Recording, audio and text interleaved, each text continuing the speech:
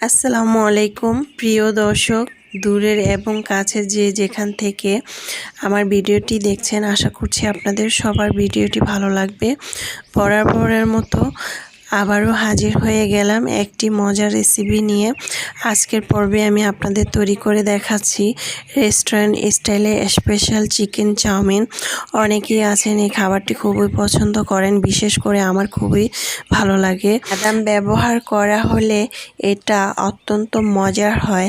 আপনারা এটাকে রাজকীয় স্বাদের চিকেন চাউমিন বলতে পারেন, যে একবার খেলে বারবার খেতে মন চাইবে। তো প্রথমে আমি এখানে সবুজ লাল ক্যাপসিকাম নিয়েছি, গাজর নিয়েছি, কাঁচামরিচ আর বাঁধাকপি কেটে নিয়েছি। এখানে চিকেন নিয়েছি 1 কাপ পরিমাণ, দেখুন এভাবে করে কেটে নিয়েছি। তারপর আমি এখানে ভিনেগার দিয়ে দিব 1 টেবিল চামচ। ভিনেগার দিলে ফার্মের মুরগির মধ্যে যে একটা গন্ধ থাকে সেটা আর থাকবে না। তারপর আমি এখানে দিয়ে দিব কালো গোলমরিচের গুঁড়া 1/2 টেবিল চামচ। এখানে দিয়ে দিব কর্নফ্লাওয়ার 2 টেবিল চামচ। তারপরে এখানে দিয়ে দিব এলাচ গুঁড়াটা। তারপরে এখানে আমি একটু দিয়ে দিলাম বেকিং পাউডার, ডিমের যে সাদা অংশটা সেটা দিয়ে দিলাম। দিয়ে এখন আমি একটি কাঁটা চামচ দিয়ে নেড়েচেড়ে মিক্স করে নেব। আপনারা চাইলে এখানে রসুন বাটা দিতে পারেন, আদা বাটাও দিতে পারেন, আমি এগুলো কিছুই দিইনি। আমার মিক্স করা হয়ে গিয়েছে, এটা আমি রেস্টে রেখেছি। তারপর আমি আরেকটি আয়োজনে চলে আসলাম। এখানে নিয়েছি সিরকা 1 টেবিল চামচ। তারপরে নিব সয়া সস 2 টেবিল চামচ। তারপর আমি এখানে 1 টেবিল চামচ নিব ডার্ক সস। তারপর আমি এখানে নিব ওয়েস্টার সস 2 টেবিল চামচ। তারপর এখানে দিয়ে দিব চিলি সস। দিয়ে আমি এখানে 2 টেবিল চামচ দিব টমেটো সস। টমেটো সসটা দেওয়ার পর আমি একটু নেড়ে চেড়ে এখানে আমি দিয়ে দিব শুকনো মরিচের গুঁড়াটা। আপনারা যদি এটা ঝাল বেশি খেতে চান তাহলে আর একটু বেশি পরিমাণ দিতে পারেন। তারপরে এখানে দিয়ে দিব সাদা গোলমরিচের গুঁড়াটা 1/2 টেবিল চামচ। তারপর আমি 1 টেবিল চামচ চিনি দিয়ে দিলাম। তারপরে এখানে দিয়ে দিলাম তিলের যে তেলটা, সেই তেলটা আপনারা না চাইলে বাসায় না থাকলে না দিতে পারেন। তারপরে আমি নেড়েচেড়ে মিক্স করে নিলাম। তারপরে আমি আরেকটি আয়োজনে চলে আসলাম। আগে থেকে এখানে আমি পানি গরম করে রেখেছি, এখানে দিয়ে দিলাম নুডলসটা আমি সিদ্ধ করে নেব 5 মিনিটের মতো। 5 মিনিট এটাকে এভাবে করে সিদ্ধ করে নেব। নিয়ে আমি একটা চালুনে ছেঁকে রাখবো। তারপরে আরেকটি আয়োজনে চলে আসলাম। এখানে আমি একটি প্যানে 2 টেবিল চামচ তেল দিয়ে, সয়াবিন তেল দিয়ে এখানে বাদাম দিয়ে দিলাম। বাদামটাকে আমি হালকা করে ভেজে নেব, কারণ এই বাদামগুলো দিলে কিন্তু খেতে খুবই ভালো লাগে। আর তাছাড়া বাদাম ভাজা খেলে তো এমনিতেই মজা লাগে, তাই না? তো নুডলসের মধ্যে দিলে কিন্তু আরও বেশি ভালো লাগে।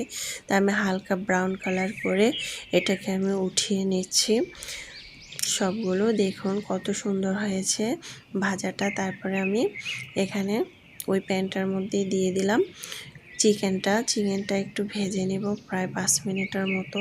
চিকেনটাও আমি এটা ব্রাউন কালার করে ভাজবো হালকা করে।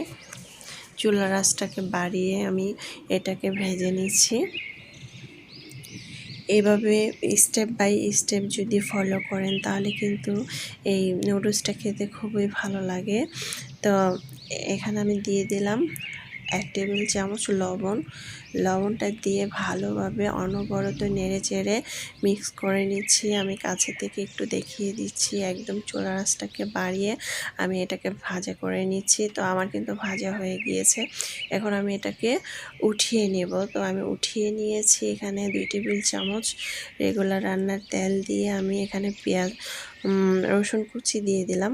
রসুন কুচিটা একটু হালকা ভাজা হলে আমি সবজিগুলো দিয়ে দিলাম, ক্যাপসিকাম, গাজর, তারপর বাঁধাকপি, কাঁচামরিচ কুচি, পেঁয়াজ দিয়ে এটাকে আমি প্রায় 2 মিনিটের মতো চুলার আঁচটাকে বাড়িয়ে ভেজে নেব। কারণ চুলার আঁচটা যদি কমানো থাকে তাহলে কিন্তু এটা নরম হয়ে যাবে, তাহলে খেতে ভালো লাগবে না। এটা একটু শক্ত থাকলে কিন্তু ক্যাপসিকামটা একটু শক্ত শক্ত থাকলে কিন্তু চাউমিনটা খেতে খুবই ভালো লাগে। তো এটাকে অনবরত নেড়েচেড়ে মিক্স করে নিয়েছি। তো আমি 2 মিনিট পর আমি এখানে চিকেনটাও দিয়ে দিচ্ছি। চিকেনটা দিয়ে আমি নেড়েচেড়ে মিক্স করে নিচ্ছি। খুব সুন্দর একটি ঘ্রাণও আসতেছে। তো এখন আমি দিয়ে দিব নুডলসটা। আমি ঠান্ডা পানি দিয়ে ধুয়ে চালনে ছেঁকে রেখেছিলাম। তো এটাকে অনবরত নেড়ে মিক্স করে নিচ্ছি। মিক্স করে তারপরে আমি এখানে দিয়ে দিব যে টমেটোর মানে সসটা রেডি করে রেখেছিলাম, সেই সসটা দিয়ে দিলাম। দিয়ে নেড়ে চেড়ে মিক্স করে নিচ্ছি। এটাকে অনবরত নেড়ে ভালোভাবে মিক্স করতে হবে। তো আমি ভালোভাবে মিক্স করে নিচ্ছি। তা আমার কিন্তু খুব সুন্দর করে মিক্স করা হয়ে গিয়েছে। আমি চুলার আঁচটাকে এ পর্যায়ে কমিয়ে রেখেছি, মিডিয়াম সাইজ করে রেখেছি, নাহলে নিচে দিয়ে লেগে যাবে। তো আমি লবণটা চেক করে নিয়েছি, লবণটা আমার আরেকটু লাগবে। আমি আরও এখানে 1 টেবিল চামচ লবণ অ্যাড করলাম। তো লবণ অ্যাড করে আমি ভালোভাবে নেড়েচেড়ে মিক্স করে নিচ্ছি লবণটা। এ পর্যায়ে আমি হালকা করে চুলার আঁচটাকে বাড়িয়ে দিলাম যাতে ভালোভাবে হয়ে যায়। এখানে যদি আপনার মনে হয় যে সসটা আরেকটু দিতে হবে, কারণ চাউমিন মধ্যে যত পরিমাণ ঝাল ঝাল সস দেওয়া হবে তাহলে খেতে খুবই ভালো লাগবে। তো আমি আরও 3-4 টেবিলের মতো সস দিয়ে দিয়েছি। তারপরে এখানে যে নুডলসের মশলাটা ছিল, মশলাটাও আমি অ্যাড করলাম, করে অনবরত নেড়ে মিক্স করে নিচ্ছি।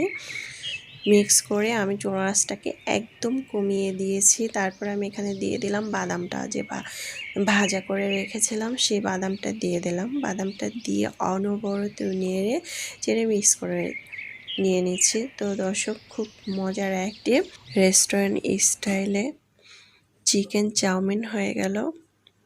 দেখতে খুব সুন্দর লাগছে, মাশাআল্লাহ। খেতে হবে আলহামদুলিল্লাহ। তো দর্শক, বেশি বেশি বাচ্চাদেরকে বাসায় বানিয়ে খাওয়াবেন, তাহলে রোগ থেকে মুক্তি পাবেন। তো আশা করছি আমার আজকের রেসিপিটা আপনাদের খুবই ভালো লেগেছে। ভালো লাগলে চ্যানেলটা সাবস্ক্রাইব করে লাইক দিয়ে পাশে থাকবেন। আল্লাহ হাফেজ।